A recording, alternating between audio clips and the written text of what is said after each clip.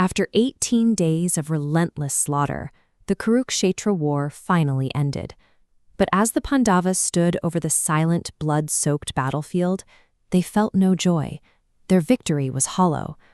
The source of their devastating grief came from a post-war revelation by their mother, Kunti. She confessed that Karna, the fierce rival they had just killed, was actually their eldest biological brother. Arjuna, who fired the fatal arrow, broke down completely. The weight of being his brother's murderer paralyzed him, stripping away his will to live. In this moment of despair, Kunti brought a young boy forward to meet the Pandavas. His name was Vrishakethu, and he was Karna's youngest and only surviving son. Looking into the boy's face and seeing the features of the brother he killed, Arjuna's despair shifted. He saw a singular opportunity to seek penance for his actions.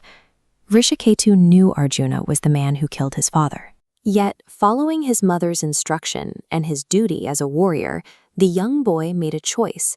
He set aside his urge for vengeance and accepted Arjuna as his guru. Arjuna threw himself into training the boy with obsessive dedication.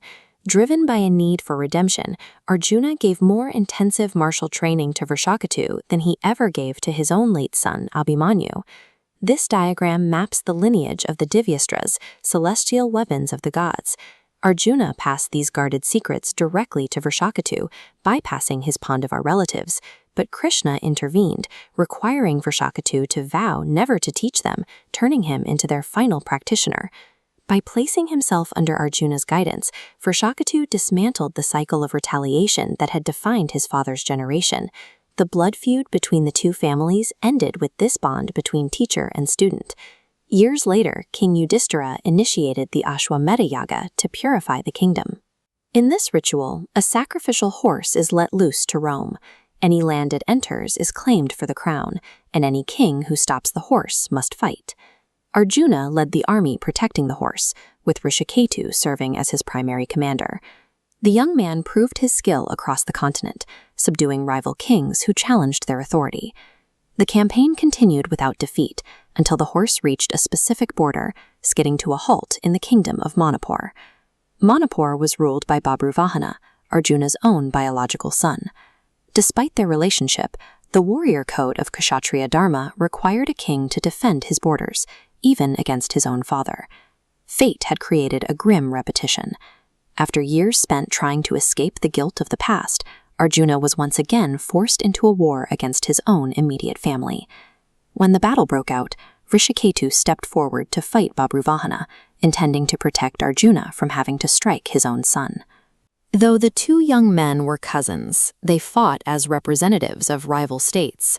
There was no personal anger, only the requirement of their roles as warriors. The skirmish ended in tragedy. Babruvahana unleashed a powerful weapon that struck Vrishakethu, killing him on the battlefield.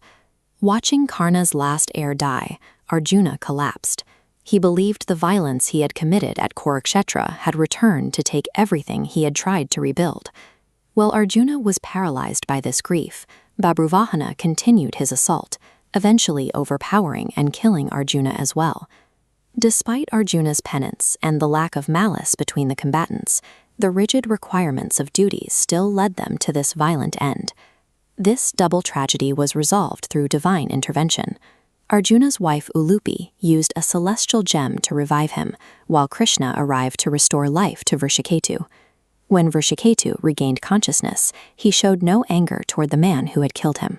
He held no grudge against Babruvahana.